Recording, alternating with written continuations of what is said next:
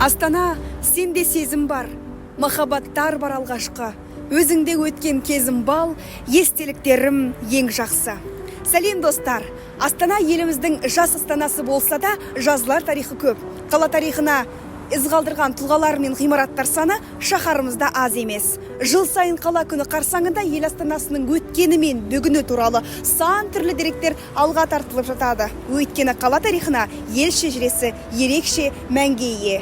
Ал енді отанымыздың жүрегіндегі тарихи, мәдени ескерткіштерге тоқталып, арғы бергі сырына үңіле түссеңіз, ғажайып естеліктерге тап боласыз. Бірі міне берілген отырған 1910 жылы іргетасы қаланған көпес Василий Куклиннің үйі. Ғимарат Кенесары көшесінің Әуезов көшесімен қиылысар тұсында орналасқан, өзінің керемет архитектурасымен көз арбайды.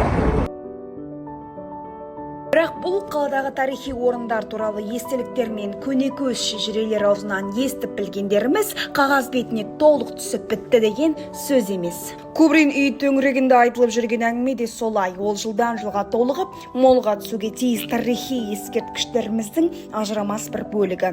Ғимараттың қысқаша тарихына келсек, кәсіпкерлікпен Санкт-Петербургке жолы түскен Василий Кубрин қаланың еркетотай бір қызына ес-түссіз ғашық болып қалады. Әлгі ару анау-мынауды көзге іле бермейтін театр әртісі екен. Соған қарамастан сұлу бикешті бай көпес өзімен бірге Ақмолаға алып кетуге бекінеді. Бірақ Петербургтың сән салтанатына бойы үйреніп қалған ару, оның бұл ұсынысын қабылдай қоймай, Ақмоладан өзіне арнап кең сарай тұрғызса ғана баратын айтады. Көпес Кубриндер үйінің салыну тарихы қысқаша осы, алайда жас жұбайларға бұл шаңырақ құт болмаса керек. Арада аздаған жылдар салып, бой көтерген революция нәтижесінде билік басына келген билік отбасының шаңырағын алып қояды. Мемлекет қарауына алынған ғимарат өткен ғасырдың 20-шы жылдары жұмысшы шаруа клубы мен кітапхана болады. Кітапхана демекші, қалалық кітапханасына Кубриндер әулеті жинаған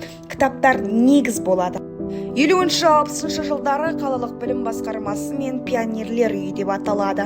60 жылдары облыстық өлкетану мұражайының қарамағына беріледі. 1998 жылы Ақмола қаласы ресми түрде Қазақстан астанасы атанған сәтте Алматыдан елшілер көшіп келген уақытта ғимарат Украина Республикасының Қазақстандағы елшілігіне пайдалануға беріледі.